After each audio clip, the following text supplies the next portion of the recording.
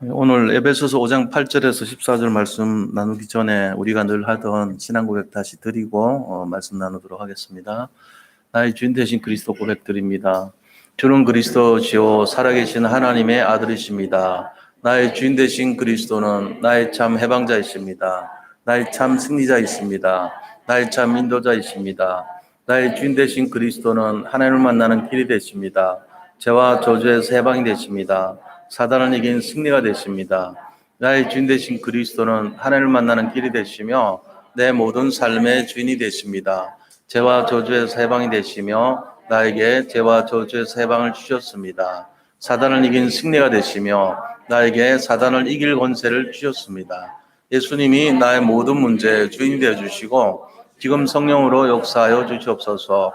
창세기 3장으로 말미암아 가문 가정을 통해서 나에게 내려오는 모든 저주가 예수님의 이름으로 걷게 하시고 마음과 생각이 해방을 받게 하옵소서.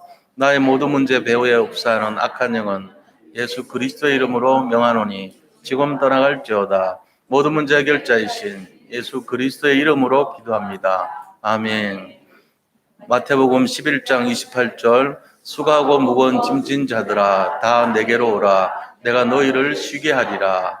요한복음 3장 16절 하나님이 세상을 이처럼 사랑하사 독생자를 주셨으니 이는 그를 믿는 자마다 멸망하지 않고 영생을 얻게 하려 하심이라. 아멘. 네, 오늘 이 본문의 말씀을 통해서 전에는 어둠이더니 이제는 빛이라는 제목으로 말씀을 나누고자 합니다. 우리 옆에 계신 분들 보시면서 또 앞뒤로 보실 수 있으면 보시면서 인사 나누겠습니다. 그리스도는 완전하고 충분하고 모든 것입니다. 예수님은 빛이십니다. 빛을 비추는 삶을 삽시다. 우리가 지난주 부활절을 맞이하고 한 주가 지났습니다. 사실은 우리가 부활 신앙은요 1년 365일 늘 지녀야 되는 신앙의 내용이 부활 신앙이에요. 그래서 부활절이 중요한 것이 아니고 우리 삶 전체가 부활절이라고 생각하시면 됩니다. 근데 그때 예수님께서 우리에게 말씀하신 것이 평강이 있을지어다라는 말씀이잖아요. 부활하셔서 첫 번째 하신 말씀이 우리에게 평강을 누리시기를 원하시는 거예요. 그만큼 사람들이 시달린다는 거죠. 어렵고 힘들다는 거예요. 그래서 이 평강이 있을지어다라는 말에 NIV 성경에는 보니까요. Peace be into you라고 돼 있어요. 다시 말하면은 비동사 원형을 쓸 때는 굉장히 강조하는 뜻이 있어요. 그러니까 너에게 꼭 평강이 있어야 된다 이 말이에요. 그냥 평강이 있어라는 말이 아니고 반드시 평강을 가지라 이런 의미예요. 그러니까 우리가 어떤 상황에 놓일지라도 이 평강을 뺏기지 말라는 뜻입니다. 평강의 의미가 우리가 평안과 평화와 또 평강이 다른가 이렇게 생각할 수 있잖아요. 같지 않아요. 전부 다 우리말은 다 구분돼 있잖아요. 근데 영어로는 peace라는 말로 통일돼 있어요. 굉장히 쉬운 말이잖아요. 평화, 평안, 평강 이런 게. 그러니까 이 말이 세상에서 우리가 말하는 그런 평안이나 평화나 평강과는 다른 의미예요. 그걸 또 구분하셔야 돼요. 뭔 말이냐면은 세상에서는 우리가 뭔가를 보잘한 것이 채워지면은 마음이 평안해지고 편안해지잖아요. 뭐 물질이 없다가 생기면은 마음이 평안해지고 또 우리가 진급을 바랬는데 진급이 되면 평안해지고 이런 식이란 말이에요. 근데 그런 의미가 아니에요. 세상이 주는 평안과 같지 않다 그랬어요. 요한복음 14장 27절에 보니까 그 평안은 하나님이 주시는 것이라 그랬어요.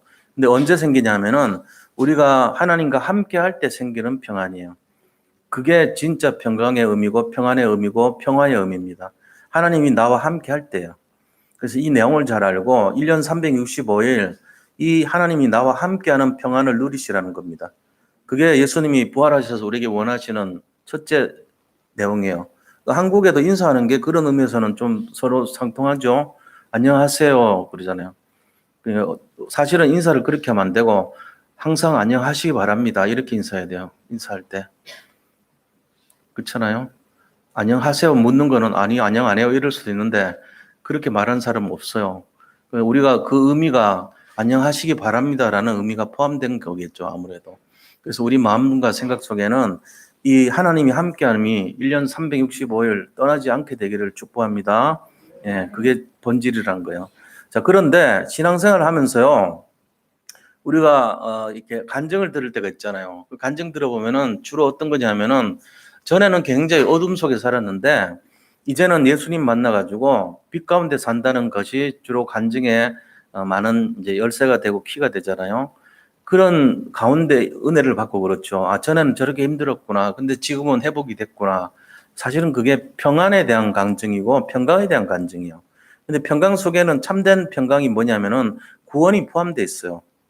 우리가 진정한 평강을 누리려면 예수님을 통해서 구원받은 사실에 대한 확실한 믿음을 가질 때 참된 평강이 임하는 거예요. 내가 구원받아 놓고도 그럼 지금 힘든 거는 뭐 때문에 그렇죠? 확신이 없어서 그런 거죠. 구원에 대한 확신이 부족해서 그런 거예요. 그리고 또 뭐가 있냐면은 창세기 3장 문제 찌꺼기가 아직도 남아 있어서 그런 겁니다. 그래서 우리가 이런 내용을 안다면 우리 자신들이 구원받은 것에 대해서 뭘 해야 됩니까? 참으로 감사를 해야 되죠. 그래서 우리도 말은 안 하지만요, 우리의 삶 속에서 신앙생활을 하면서 뭘 느끼냐면은, 아, 내가 전에는 너무너무 힘들게 살았는데, 그래도 예수님 만나고 나서 지금은 좀 마음이 편안해졌다, 이런 고백을 하게 돼 있단 말이에요. 그래서 예수님 믿는 사람들하고 대화를 하다 보면, 특히 새가족 분들 같은 경우는, 아, 내가 옛날하고는 좀 다르게요, 마음이 편안해졌어요, 그래요. 그 편안이라는 것이 바로 평강을 말하는 거예요. 그게 평화고요. 결국 그 말은 뭐냐면은, 아, 내가 구원받아가지고요, 원래 인간이 가져야 될 축복 속으로 들어온 것 같아요. 그러니까 걱정거리가 이제는 없어졌어요. 조금 덜해졌어요. 이 말이에요. 그런데도 불구하고 우리는 우리 마음속에 뭐가 있습니까? 아직도 그 찌꺼기가 남아있죠. 뭔가 이렇게 부족한 듯한 모습으로. 그래서 걱정거리와 염려거리가 조금 남아있는 것을 많이 느끼고 살아요. 아, 그래서 이것이 좀 완전히 없어졌으면 좋겠는데 라고 생각합니다. 그래서 쏟게 돼요. 왜냐하면 사탄 마귀가 항상 그 부족한 것을 채워줄 것처럼 나타나거든요. 그게 우상이라는 걸 모르고요. 사람들이 거기에 솔깃해진단 말이에요.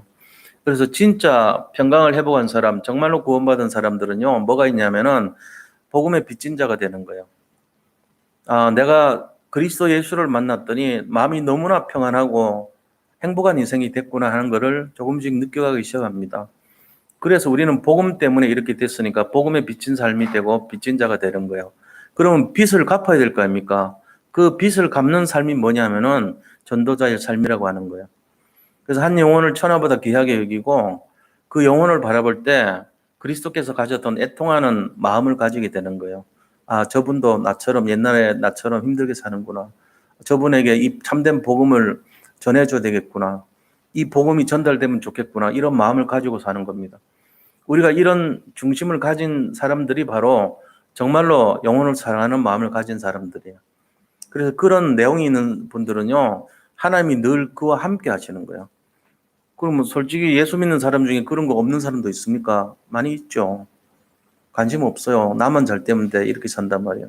그래서 우리가 오늘 말씀 통해서 전에는 어둠이더니 이제는 그리스도 안에서 빛이라는 이 원리가 뭐고, 그러면 우리가 과연 어떤 것이 어둠의 삶이었는가, 그걸 다시 한번 바라봐야 돼요.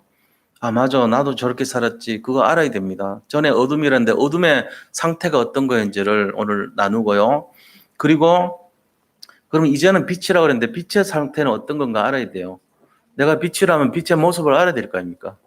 그래서 아, 내가 빛의 자녀라고 했는데 빛의 자녀처럼 살아라 하려면은 빛의 자녀의 삶이 어떤 건지를 알아야 됩니다. 모르면은 이게 빛의 자녀 맞아? 이렇게 되는 거예요. 그리고는 세 번째는 뭐 해야 되냐면은 너희는 하나님께 빛의 자녀처럼 사는 모습을 가지고 하나님께 영광 돌리는 것이 무엇인가를 시험해 보라고 그랬어요. 무엇이 하나님을 기쁘시게 하는 것인지를 시험해 보래요. 예를 들어 자녀가요, 부모를 마음을 기쁘게 하는데 여러 가지가 있을 수 있잖아요. 아, 우리 부모님이 좋아하시는 음식을 사드려야지 했는데 별로 안 기뻐할 수도 있어요, 부모님이. 근데 그거보다는 등을 긁어줘요. 지금 우리 부모님이 제일 아쉬워하는 게 등이 가려운가 보다. 그걸 긁어주는 거예요. 그럼 뭐 하는 거예요, 그게? 등을 긁어주는 게 문제가 아니고 부모의 마음을 기쁘게 해주려는 태도잖아요. 그러고는 그거보다는 또 부모님이 진짜 기뻐하는 건 뭐냐면은 자녀가요, 알아서 잘 성숙하게 잘 자라고 사회에 적응해가지고 성공하고 이렇게 되는 모습을 보여주는 거예요. 그러면은 뭐 하겠어요? 아, 이 아이가 참 효성스럽구나 이래요. 아무것도 한 게 없는데 그래요. 그렇잖아요. 이런 것처럼 부모님의 마음을 기쁘게 하는데도 육신적으로 기쁘게 하는 사람이 있고 또 정신적으로 기쁘게 하는 사람이 있고요. 마지막으로는 영적으로 기쁘게 하는 사람이 있어요. 자녀가 믿음이 좋아가지고 늘 부모님을 위해서 기도해줘요. 그럼 부모를 기쁘게 하는 영적인 기쁘게 하는 삶이죠. 이런 것처럼 우리가 자녀된 입장에서도 그 효도를 하는 행위의 모습이 다양할 수 있잖아요. 그러니까 하나님께 시험해 보라는 거예요. 하나님이 이걸 좋아하시는지 저걸 좋아하시는지 그만큼 우리가 하나님의 마음을 헤아리고 살아야 된다는 얘기를 하는 거잖아요. 그게 뭐냐? 우리가 해야 될 빛의 자녀의 삶의 내용이란 거죠. 그걸 하고 살아라는 거예요. 근데 사실은 그 일을 성취하시는 분이 누구냐면은 하나님이십니다. 우리가 자녀들한테 그 일을 하라 그러지만 실제적으로는 자녀가 그렇게 할 수 있도록 도와주는 배경이 되잖아요. 마찬가지인 거예요. 우리의 부모님 같이 우리를 사랑하고 배경이 되는 분은 하나님이신 거예요. 그래서 이 세 가지를 오늘 나누려고 하는 거예요. 어둠의 모습이 어떤 거였는가? 두 번째, 빛의 자녀는 어떤 내용인가? 세 번째는 빛의 자녀의 삶은 어떤 것인가 하는 거예요. 이 세 가지를 가지고 우리가 승리하는 삶, 행복한 인생, 도전하는 삶이 되시기를 예수님 이름으로 축복합니다.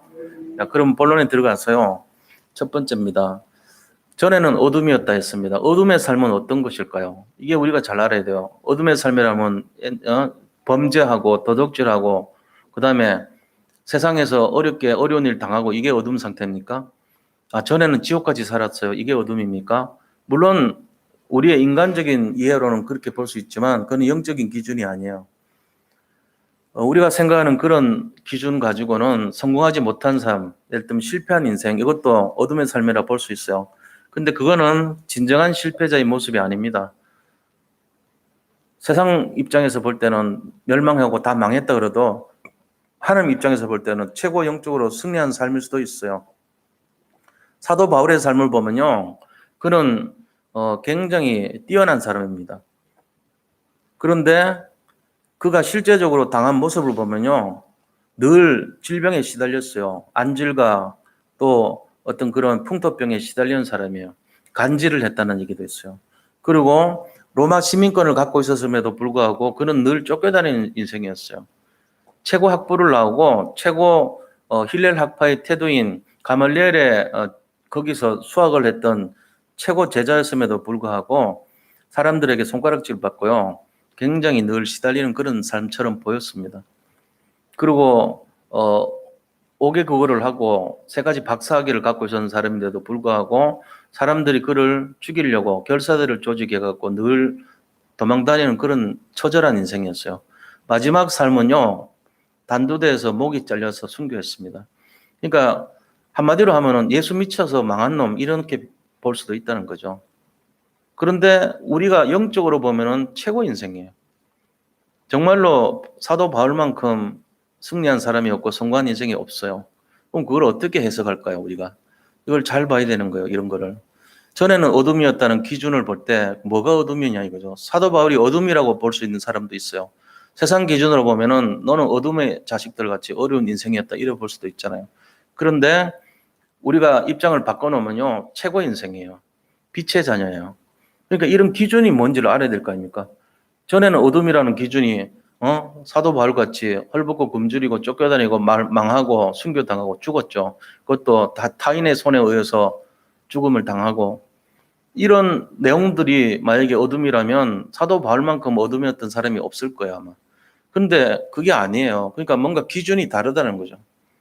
이 내용을 잘 이해를 하셔야 돼요. 그럼 전에는 어둠이라는 그 기준이 뭐냐? 첫째는요. 창세기 3장의 상태라는 거예요.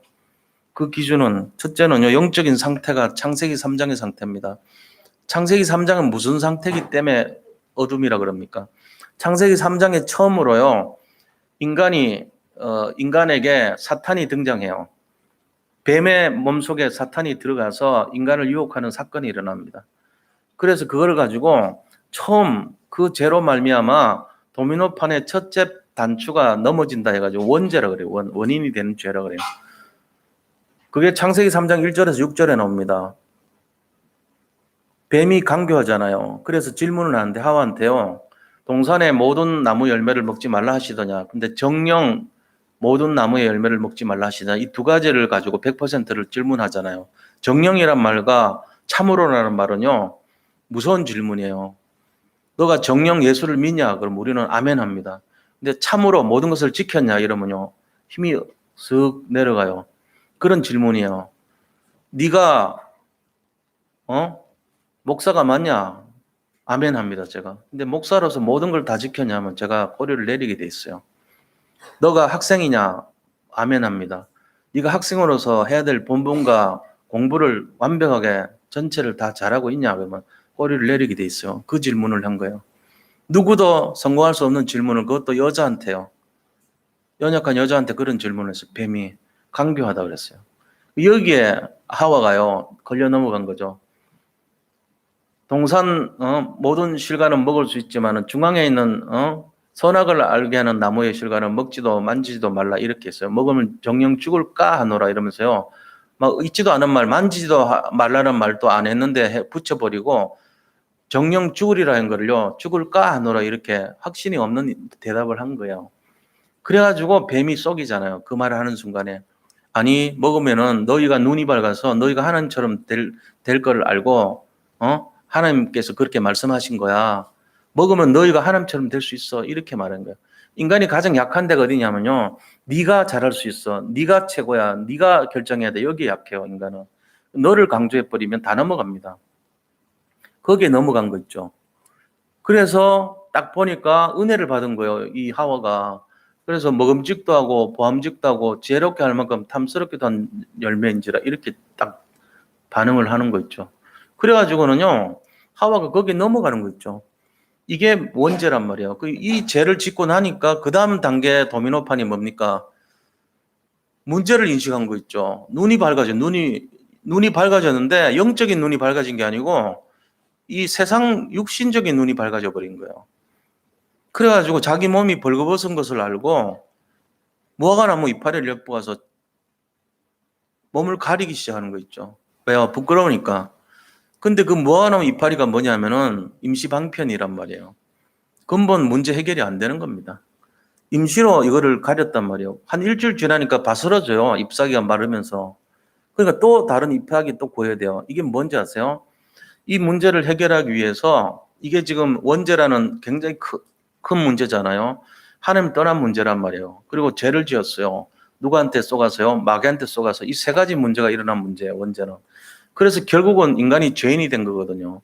그러니까는 자기 몸이 벗은 것을 알고 눈이 밝아서 무화과나무 이파리를 엮었더라 했는 말은 결국은 이 문제 해결해야 되는데 어디 가지? 절에 가서 기도해 보기도 하고 또 이 점쟁이가 용하다는데 점쟁이 찾아가기도 하고 또 이 사람한테 굿하면은 해결된다던데 하고 굿을 하기도 하고 무당을 찾아가요. 그러고는 여기다가 치성을 드리면 해결된다던데 하고는요. 저 갓바위나 이런 데 가가지고 선바위, 갓바위 이런 거 나무, 선앙당 이런 데 가지고 빌고 절하고 그렇게 합니다. 우상숭배하는 거예요. 이게 바로 이 무화과나무 이파리가 넓고 좋다. 이 이파리가 좋겠다. 이거란 말이에요. 바로 영적 문제입니다. 그게. 그러니까 어떤 문제를 우리가 발견하고 나서 원죄 이후에 첫째가 영적 문제가 오는 거예요. 그래서 뭐합니까? 우상숭배하게 돼 있어요. 하나님을 만나야 될 사람이 딴 거에서 해결책을 찾는 거예요. 그러고 나서는 뭐 한지 아세요? 하나님을 두려워해가지고 동산에 숨어버립니다. 그때 하나님이 나타나요. 아담아 네가 어디 있느냐 하니까 예, 제가 두려워서 숨었나이다. 그렇게 말이죠. 두려움이 생기는 거예요. 그러면서 두려움이 생긴 그 아담이요. 그 다음에 뭘 합니까? 네가 어떻게 해서 그렇게 했느냐 이런 말을 하니까 창세기 3장에요. 계속 나오는 말이 저 뱀이 나를 속여서 뱀이 저 사단이 뱀 속에 들어갔잖아요. 뱀이 속여서 하나님께서 만들어주신 저 여자가 선악과를 따서 먹고 나에게 줌으로 내가 먹었나이다. 이렇게 말해요. 그러니까 하나님이 잘못 만들어준 저 여자가 하와가 나한테 줘가지고 뱀한테 쏘가서 줬기 때문에 내가 먹었다고. 그게 뭐예요? 핑계 되는 거잖아요. 주로 이런 문제가 무슨 문제냐면은 두려움이나 남들한테 책임을 전가시키거나 이런 문제를 정신병이라고 그래요. 왜냐하면은 나는 완전한데 세상이 어려워서 내가 이렇게 됐어요. 나는 깨끗하고 나는 죄가 없는데 저 사람 때문에 그래요. 나는 아무 문제가 없는데 환경이 그래서 그래요. 이게 다 지금 정신병이거든요. 주로 정신적으로 시달리는 사람들 얘기가 나는 잘못한 게 없는데요. 저것 때문에 그래요. 저 사람 때문에 그래요. 저 환경 때문에 그래요. 이렇게 나와요. 그래서 시작된 게 원죄 이후로 영적 문제가 생겼고 그다음에 우상숭배하면서 정신문제 시작되죠. 그러고 나서 오는 것이 뭔지 아세요? 육신 문제 옵니다. 하와는 이 남편을 섬겨야 되는 문제가 오면서 그다음에 임신 출산할 때 고통이 있다라는 문제가 와요. 그러니까 동물들은 쑥쑥 잘 낫는데 사람들만 이상하게 심하게 아프단 말이에요. 뭔가 좀 다르죠. 인간의 출산과 동물의 출산이 달라요. 뭔가 임한 거 있죠. 그러면서 남편은요, 아담은 이 땅이 저주를 받아요, 아담. 하나님과의 원죄를 지었기 때문에 땅이 저주를 받아서 수고하여 소산을 먹으리라 이래 돼 있단 말이에요. 그전에는 채취만 하면 됐어요. 지나가다가 사과 따먹고 지나가다가 포도 따먹고 이렇게 하면 되는데 이제는 그렇게 안 돼요. 밭을 갈아야 돼요. 땀을 흘려야지 먹는 거예요. 자, 이걸 가지고 육신 문제라고 그러거든요. 그러고는 창세기 3장 18절 보니까 너는 흙이니 흙으로 돌아갈지니라 그럽니다. 그러면서 에덴 동산에서 쫓겨나요. 불칼을 든 거기 이 천사도 등급이 있는데 그 그룹이라고 하는 등급 높은 천사들이 딱 길목을 지켜가지고 못 오게 하는 거 있죠. 에덴 동산에서 쫓겨나요. 그게 넷의 문제란 말이에요, 바로. 그리고는 창세기 4장에 보니까요, 가인과 아벨이라고 하는 아주 무서운 사건이 일어나요. 가인이 아벨을 죽여요. 살인 사건이 일어났어요. 그게 언약 놓친 가인에 의해서 일어나는 후손 문제예요, 바로. 그러니까 이 6가지 상태가 영적 문제, 그죠? 그 처음에 원죄, 영적 문제, 그다음에 정신 문제, 육신 문제, 내세 문제, 후손 문제, 이게 창세기 3장 문제입니다. 그래서 여기서부터 시작된 것이 우리의 영적 상태라는 거예요. 그러니까는 이거를 계속 대물림하면서 반복해요. 우리의 후손들이 또 여기 걸려가요. 이거를 끊으려면은 복음 이외에는 없어요. 복음은 뭐냐면은 창세기 3장 15절이거든요. 너는 여자의 후손과 원수가 되게 한다 그랬잖아요. 너는 여자와 원수가 되고 너의 후손은 여자의 후손과 원수가 되게 하려니 너는 그는 너의 머리를 상하게 할 것이요 너는 그의 발꿈치를 상하게 할 것이니라 하시고 그랬어요. 이 여자의 후손은 바로 그리스도를 말합니다. 너는요 누굽니까? 뱀을 말합니다. 뱀에게 지금 저주를 한 거예요. 그 뱀을 옛뱀이라고 그랬어요.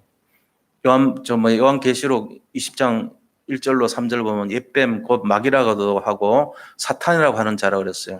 그게요. 여자의 후손에게 머리를 상하게 한대요. 근데 그 뱀은 예수님의 발꿈치를 상하게 한다고 그랬어요. 그 사건이 바로 십자가 사건입니다. 3일 만에 발꿈치를 못을 박아서 상하게 했는데 살아나 버리신 거 있죠. 그게 지난주에 부활절이에요, 바로. 그래서 여자의 후손인 그리스도께서요, 뱀의 머리를 깨트린 사건이 부활절 사건이에요. 그래가지고 뱀이 머리가 박살난 거예요, 지난주에. 그때 이후로 지금까지 뱀은 머리가 없어요. 우리는 머리 없는 뱀을 지금 무서워하고 있는 상태예요, 영적으로 보면. 이게 지금 창세기 3장 문제란 말이에요. 이게 어둠에 있었던 사람의, 전에는 어둠이었더니 이 속에 살고 있는 사람이에요. 그래서 어둠에 있으니까 뭐합니까? 늘 어둠을 쫓아다니죠. 그게 바로 뭐죠? 영적인 지금 상태는 창세기 3장의 상태였는데 두 번째는 어떤 내용이냐면은 소속이요. 이 신분이 마귀 자녀예요. 요한복음 8장 44절 보면 마귀 자녀는 어떤 상태입니까? 너희는 너희 아비 마귀에게서 났으니 너희 아비의 욕심대로 너희도 행하고자 하느니라. 그는 처음부터 살인한 자요. 진리가 그 속에 없으므로 진리에 서지 못하고 거짓을 말할 때마다 제 것으로 말하나니 이는 그가 거짓말쟁이요 거짓의 아비가 되었음이라 그랬습니다. 거짓의 아비고 살인자래요. 이걸 가만 보세요. 거짓의 아비. 그러니까는 이간자고 뭔가 이렇게 속이는 자잖아요. 그게 마귀 정체입니다. 그리고 살인자라고 그래요. 처음부터. 이게 창세기 3장에서 시작된 거거든요. 창세기 4장 와가지고 가인에게 들어가니까 가인이 살인자가 돼버리고요. 거짓말쟁이라고 그랬어요. 처음에 하와에게 나타나가지고 아니 그것을 먹는 날에는 너희 눈이 밝아서 너가 최고가 될 거야. 너가 하나님처럼 될 수 있어. 이런 원리를 지금도 쓰고 있어요. 모든 종교에는 다 이 원리 들어갑니다. 네가 돌을 닦아서 네가 부처가 돼. 네가 도사가 되는 거야. 대선 진리교는 원리가 그거예요. 네가 도사가 될 수 있어. 불교에는요, 네가 부처가 될 수 있어요. 이거예요. 모든 게 여기서 다 속해 있어요. 없는 게 종교는 다 이겁니다. 해결이 안 됩니다. 근데 하나님만은 그리스도께서만은 네가 뭐가 되는 게 아니고 자기를 부인하라 그랬어요. 너를 부인하고 십자가를 지고 나를 따라오라 그랬어요. 예수님만이 내가 주인이야 그랬어요. 주님이 빛이라 그러셨어요. 우리는 빛의 자녀입니다. 이걸 잘 아셔야 돼요. 우리가 소속이 어디입니까? 우리는 하나님 자녀인데 지금 마귀는요, 마귀 소속은요, 마귀 자녀라 그랬어요. 그러니까 이 상태를 잘 알고요, 마귀에게 속한 자라 그랬거든요. 그러니까 우리가 이런 내용이 어둠에 있는 자들이에요. 창세기 3장에 걸려 있는 상태, 요한복음 8장 44절처럼 마귀 신분을 갖고 있는 마귀의 자녀의 신분, 그리고 마귀의 소속. 요한일서 3장 8절을 보니까요, 마귀의 소속이라고 되어 있거든요. 요한일서 3장 8절은 뭐라 했습니까? 죄를 짓는 자는 마귀에게 속하나니 그랬어요. 마귀한테 속해 있대 우리가 아니고 구원받지 못한 자들이죠. 그래서 마귀는 처음부터 범죄함이라 그랬어요. 처음 언제부터요? 창세기 3장 때부터 범죄했어요. 하와를 속였잖아요. 거짓말하고. 하나님의 아들이 나타나신 것은 마귀의 일을 멸하려 하심이라. 마귀의 일이 뭐죠? 하나님과 분리시키고 이간시키고 살인하고 죽이고 이런 거예요.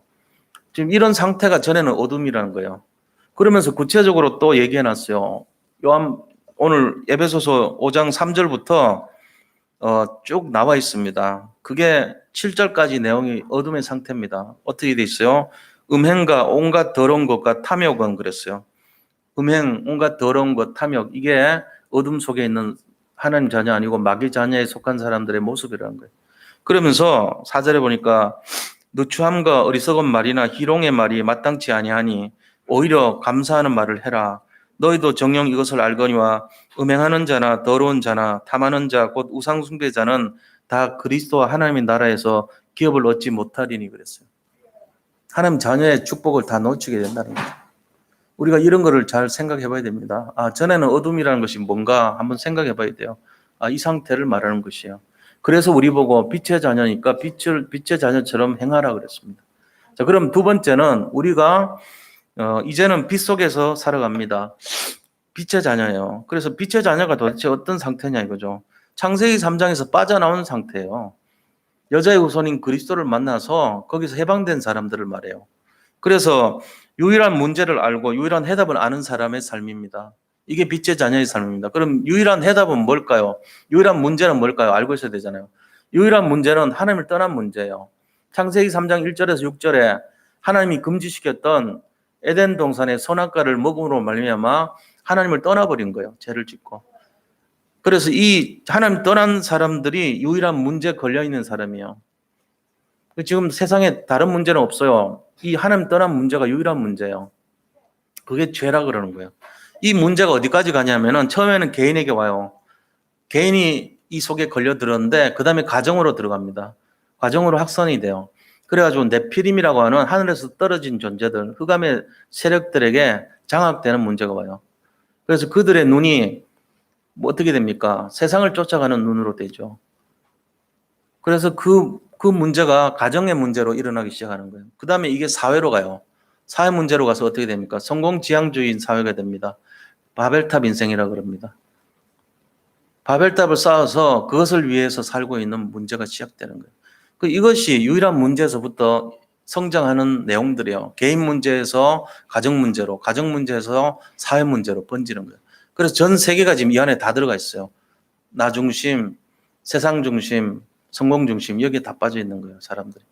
자, 이 유일한 문제 속에서 유일한 해답은 뭘까요? 그리스도가 답입니다. 다른 게 아니고. 이 그리스도 안에 있으면 돼요. 그럼 그리스도는 어떤 분이신데요? 그리스도는 기름 부음 받은 자라는 뜻이거든요. 우리는 잘 모르지만 기름 부음 받은 자, 그게 그리스도란 뜻이에요. 구약시대 때 기름을 부어서 주는 직분이 세 직분이 있어요. 이 일을 하러 오신 분이란 뜻이에요. 왕을 세울 때 기름을 부어 세워요. 선지자를 세울 때, 제사장을 세울 때 기름 붓습니다. 그래서 이 세 가지 일을 하러 오신 분, 이런 뜻이에요. 왕은 무슨 일을 합니까? 나라를 지키는 일을 합니다. 하나님 나라를 지키는 일을 해서 마귀 나라로부터 하나님 나라를 보호해서 그 백성들을 지키기 위해서 오신 분이 그리스도예요. 그래서 참왕으로 오셨다는 거예요. 그리고 제사장으로 오셔서 모든 사람이 원죄를 지어서 하나님의 영광에 이르지 못했잖아요. 로마서 3장 23절에 나오는 말씀이죠. 모든 사람이 죄를 범하였음에 하나님의 영광에 이르지 못하더니 그랬어요. 그런데 그 죄를 근본적으로 잊어버리는 거. 로마서 8장 1절에 보니까 그런즉 그리스도 안에 있는 자에게는 결코 정죄함이 없느니라 그랬습니다. 그리고 2절에는 그 이유를 설명했어요. 이는 그리스도 예수 안에 있는 생명의 성령의 법이 죄와 사망의 법에서 너희를 해방하였음이니라 그랬어요. 그러니까 생명의 성령의 법이 그리스도 예수 안에 있는 법이라는 거예요. 그것 때문에 우리가 지었던 그 원죄와 사망, 죽을 수밖에 없는 사망의 법에서 우리를 해방시켰다는 겁니다. 그래서 이 안에 있으면은 다 해결되는 거예요. 이게 제사장으로 오신 그리스도의 능력이거든요. 그리고는 모든 사람이 하나님을 떠나버렸잖아요. 떠났으니까 만나게 해야 되잖아요. 하나님을 만나는 길 대신 그리스도. 요한복음 14장 6절에 보니까 내가 곧 길이요 진리요 생명이니 그랬거든요. 따로 말미암지 아니하고는 아버지께로 올 자가 없느니라 그랬습니다. 모든 사람이 죄를 범해서 하나님 떠났는데 하나님 만나는 길을 여신 참 선지자로 오신 분이 그리스도란 뜻이에요.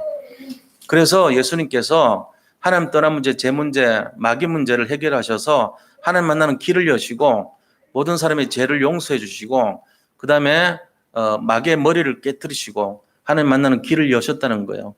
그래서 이 세 가지 일을 하러 오신 분이 바로 그리스도라는 것입니다. 이걸 알고 있는 사람이 유일한 해답을 갖고 있는 사람이에요.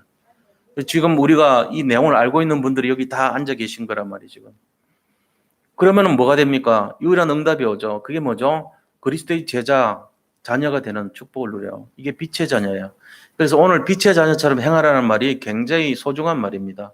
우리가 이 모든 것을 회복한 상태에서 주시는 축복이란 말이에요. 빛의 자녀처럼 행하라 그랬어요. 이게 응답이잖아요. 그래서 유일한 자녀고 영적 싸움에 승리한 자녀예요. 이게 바로. 그래서 우리는 영적 싸움에 승리한 자고 그런 자격을 갖춘 자녀입니다. 이게 빛의 자녀입니다. 이걸 알고 계시기 바랍니다. 그 다음에요. 세 번째는 응답이 오죠. 무슨 응답이 오냐면은 우리가 행복한 인생이 되는 거예요. 그러면서 9절의 응답이 와요. 9절의 응답은 세상적인 응답이 아니고 진짜 응답인데 9절 보세요. 빛의 열매는 모든 착함과 의로움과 진실함에 있다 그랬어요. 그러니까 우리가 생각하는 착함과 의로움 그런 수준이 아니고요. 예수 그리스도 안에 있는 착함과 예수 안에 있는 의로움과 예수님 안에 있는 진실함을 말하는 거예요. 주님이 주시는 선행이라고 하는 것은 예수를 믿어서 생기는 착한 거예요. 그러니까 우리가 복음을 알고 예수를 아는 것이 진정한 선행이에요. 예수님 모르는 것은 선행이 아니에요. 세상에 남을 도와주고 배려해주고 먹을 것 갖다 주고 이것도 선행이잖아요. 그거는 진정한 선행이 아니에요. 그리스도 복음을 진짜 아는 것이 착함이에요. 모든 착함이에요. 우리가 이 복음을 알아야 됩니다. 복음은 뭡니까? 그리스도입니다. 그래서 그리스도를 진짜 아는 것이 모든 착함을 이루는 거예요. 그리스도를 진짜 아는 것이 의롭다는 거예요. 로마서 1장 16절에도 보니까 그리스도 안에 우리가 복음을 부끄러워하지 않는 이 복음은 모든 사람을 살리는 것이라고 그랬어요. 우리가 믿음으로 의롭다함을 얻었다 그랬거든요. 그걸 이신칭이라고 그럽니다. 믿음으로써 의로움을 칭한다는 거죠. 우리가 행함으로 의롭다함을 얻는 것이 아니고 믿기 때문에 의로움을 얻는 것입니다. 그러니까 이런 내용을 안다면 모든 착함과 의로움이란 게 뭐냐? 예수님을 알고 복음을 아는 것을 말하는 것입니다. 그리고 진실함이 있다는 거예요. 우리가 이 진실함은 우리가 알고 있는 진실함에 가까운 거죠. 같은 내용이에요, 이거는. 그래서 진실하게 주님 앞에 서야 된다는 겁니다. 이게 빛의 열매란 것이에요. 우리가 빛의 열매가 내 속에 있는가? 내가 복음을 아는가? 내가 그리스도를 믿는가? 내가 주님 앞에서 살고 있는가? 이 내용이란 말이에요. 그게 우리가 갖는 빛의 열매라는 사실을 알고 계시기 바랍니다. 자, 그 다음에 세 번째입니다. 그렇다면은 이 그리스도의 빛을 아는 사람이 해야 될 삶의 내용이 뭐냐 이거죠. 빛을 비추는 삶이 되어야 된다는 거예요. 그래서 빛을 비추는 삶이 되려면은 뭘 해야 됩니까? 어둠 속에 있는 사람들을 살리는 삶이에요. 그게 하나님 가장 기뻐하시는 거예요. 그게 10절에 나오는 내용입니다. 주를 기쁘시게 할 것이 무엇인가 시험해 보라. 사람들이 잘 모르거든요. 부모를 기쁘시게 한 것이 무엇인가 시험해 봐야 돼요. 돈 갖다 드린 거 좋아하냐? 아니면은 부모의 마음을 시원케 해주는 게 좋아하냐? 아니면 부모를 위해서 기도하고 정말로 그를 늘 일평생 기도하면서 섬기는 것이 기뻐하시는 거냐? 있잖아요. 뭔가 우리가 그걸 시험을 해봐야 돼요. 정말로 영적인 부모라면 영적인 축복을 누릴 때 가장 기뻐할 겁니다. 그렇잖아요. 육신적인 부모면은 육신적인 거 해주면 잘 기뻐하시겠지만 그렇지 않아요. 정말로 근본적인 거는 영적인 축복을 하나님께, 다시 말하면 우리 하나님은요 영적인 분이잖아요. 자녀가 하나님 앞에 물질을 많이 갖다 준다고 기뻐하는 것보다는, 내 먹을 거 갖다 드린다고 하나님이 기뻐하는 것보다는 하나님을 잘 믿고 말에 순종하고 십자가를 지고 따를 때 더 기뻐하시죠. 그게 뭐예요? 영혼 구원의 역사입니다. 사람을 살리는 거 할 때 기뻐하시는 거예요. 그게 똑같은 거예요. 지금 하나님이 뭐 어떨 때 기뻐하시는지를 시험해 보라는 거예요. 분별하라는 얘기죠. 그러면서 11절에 보니까 너희는 열매 없는 어둠의 일에 참여하지 말고 도리어 책망하라 그랬어요. 열매 없는 어둠의 일이 아까 앞에 나온 3절에서 6절까지 나온 내용들 있잖아요. 그거를 하지 말고 오히려 그런 거 하면은 책망해 주라는 거 하지 말라고. 자기 자신을 쳐서 복종하고 다른 사람에게도 경계의 얘기를 해주고 이렇게 하라는 거예요. 그러면서 빛을 비추는 삶을 살아야 돼요. 그러면 뭐 해야 됩니까? 우리도 가문을 보면요. 우상숭배 많이 하고 이런 가문이었단 말이에요. 그래서 거기에 대해서 제가 빚진 자의 모습으로 살고 있거든요. 그러니까 언약이란 것은 하나님의 계획이고 절대 목표인데 사람 살리고 현장 살리는 걸 말이에요. 그 갈급한 영혼들, 시달리는 사람들 살려야 되잖아요. 그 사람들을 위해서 어떻게 해야 되죠? 살리라는 거예요. 영혼 구원의 방향을 맞추고 언약적인 한을 가지고 복음을 전하라는 거죠. 이게 느껴지지 않으면 누가 예수를 믿겠어요? 그건 너나 잘 믿으라 그러죠. 우리에게 그런 한이 있어야 된단 말이에요. 그렇게 해서 그 사람이 힘들어하고 시달리는 거 있으면 말이라도 한마디, 예수를 믿어라, 걱정하지 마라, 하나님께서 도와주실 것이다, 정말로 빛의 자녀가 되면은 하나님이 성령으로 인도하실 것이다, 이런 위로의 말을 또 전해주는 거예요. 더 근본적인 것은 구원의 길을 전달해 줘야 되죠. 예수 그리스도를 믿을 때 모든 저주 재앙이 꺾이고 12가지 재앙이 꺾이고 하나님께서 우리에게 평강으로 인도하시고 이런 내용들이 전달돼야 된다는 거예요.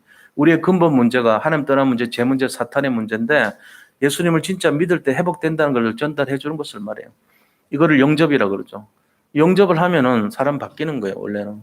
그렇게 해서 이런 내용들이 전달돼야 되는 것입니다.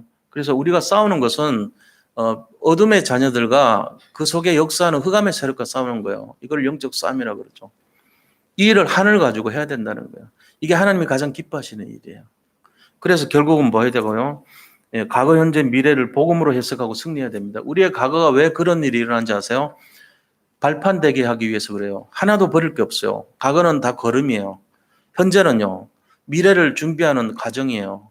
그러니까 현재에 대해서도 우리가 복음으로 승리하고 누리면 됩니다. 현재도 버릴 게 하나도 없습니다. 나중에 지나보면 압니다. 그리스도 예수 안에 들어와 있기 때문에 모든 것이 합력해서 선을 이룬다 그랬어요. 지금 나타난 문제는요, 현재 장차 일어날 길에 대한 걸음이고 디딤돌이고 징검다리일 뿐입니다. 우리가 볼 때는 실패죠. 실패 아닙니다. 그거는 불신자들이 보는 눈이고요. 하나님 그리스도 안에 있는 자에게는 결코 정죄함이 없다고 그랬어요. 실패가 없어요. 버릴 것이 없는 인생입니다. 이거를 확신하고 살아갈 때 우리가 미래를 준비하는 사람이 돼요. 이게 복음의 정신이에요. 복음 가진 사람은 흔들리지 않습니다. 복음 가진 사람은 늘 평안합니다. 왜요? 평강을 가지라고 말씀하셨기 때문에 그래요. 지금도 말씀은 성취되고 있습니다. 방주 안에 있는 사람이 무슨 걱정이 있습니까? 걱정할 필요 없는 거죠. 자, 그래서 우리가 약속의 땅, 하나님께서 약속한 땅이잖아요. 땅을 차지하라 그랬으니까 이거 차지하면 돼요. 그냥 어떻게 합니까? 걸어가면 돼요. 네가 종과 행으로 달려보라.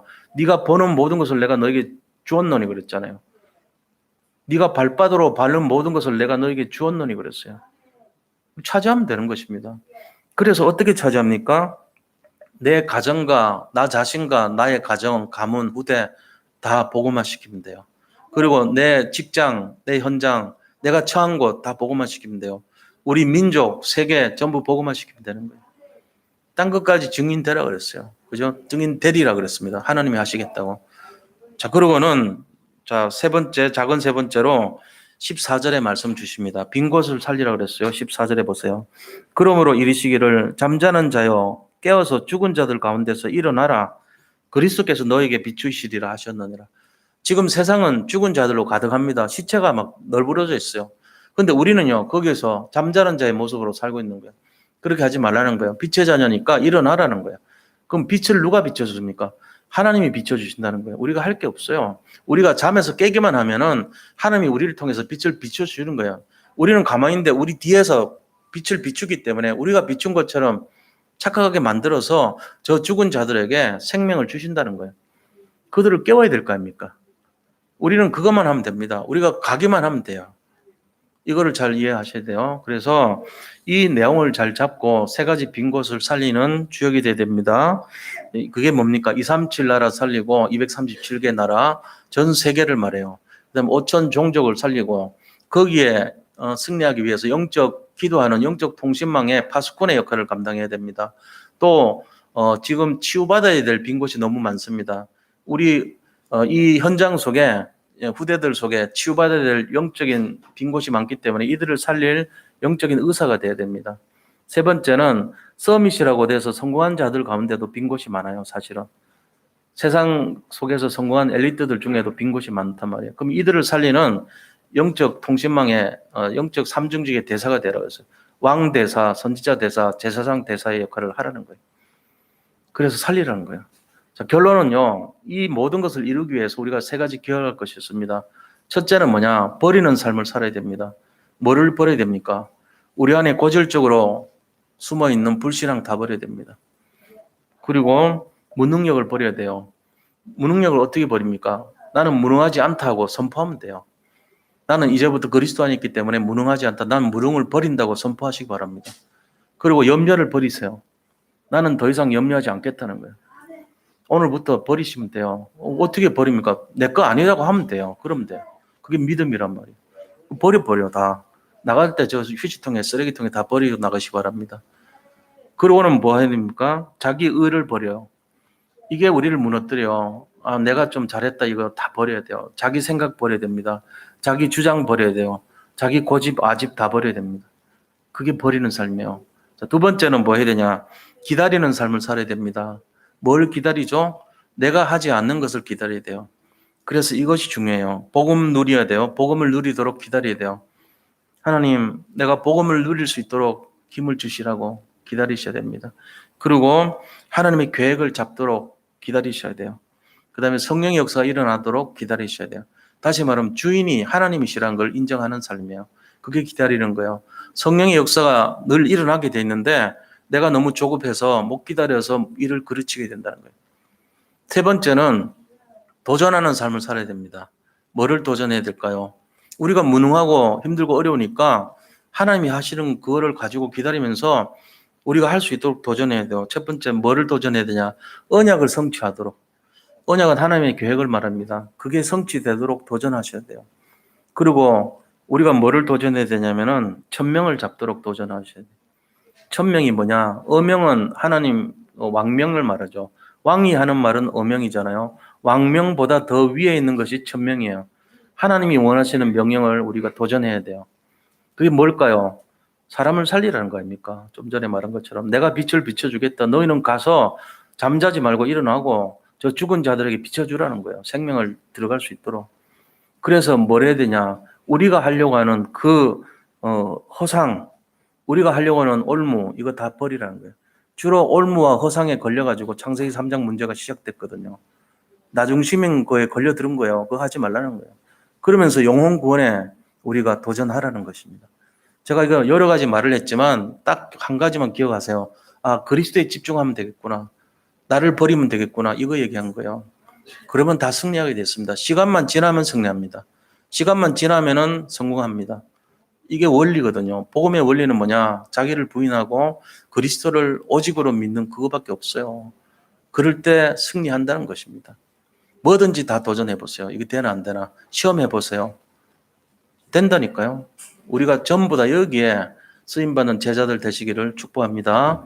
네. 하나님 감사합니다. 전에는 어둠이었더니 이제는 빛이라 하였습니다.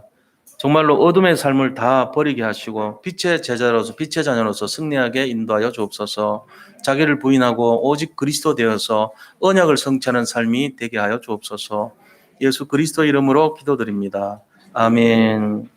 이 시간에 우리 자신이 이 창세기 3장에서 벗어났습니다. 이 속에서 세계복음의 언약 잡고 성취하는 주역되게 같이 기도하겠습니다. 하나님 감사합니다. 우리 모든 성도님들 정말로 전에는 어둠이었더니 이제는 빛이라 했습니다. 아직도 청산되지 않은 나의 창세기 3장의 찌꺼기가 있다면 오늘 이 시간부터 완전히 청산되고 회복되게 하여 주옵소서. 그래서 우리의 사는 것이 중요한 것이 아니고 우리 자신뿐만 아니라 우리의 이웃 방황하는 영혼들, 갈등하는 영혼들에게 복음을 전거하여 그들 또한 빠져나올 수 있도록 길을 열어주시고 승리하는 삶이 되게 인도하여 주시기를 원합니다. 하나님 자녀로서, 빛의 자녀로서 날마다 승리하며 세계 복음화의 언약을 가지고 승리하는 삶이 되게 인도하여 주시옵소서. 하나님께서 이 모든 일들을 하나님이 빛으로 비춰주신다고 말씀하셨사오니 우리의 힘이 아니라 전능하신 하나님의 능력을 의지하여서 모든 것을 회복할 수 있고 정말로 인도받아 승리하며 최고의 영광을 하나님께 돌릴 수 있도록 역사하여 주시옵소서. 모든 것을 감사드리며 살아계신 우리 구주 예수 그리스도 이름으로 기도드립니다. 아멘. 우리 391장 찬송 드리면서 준비하신 예물 드리겠습니다.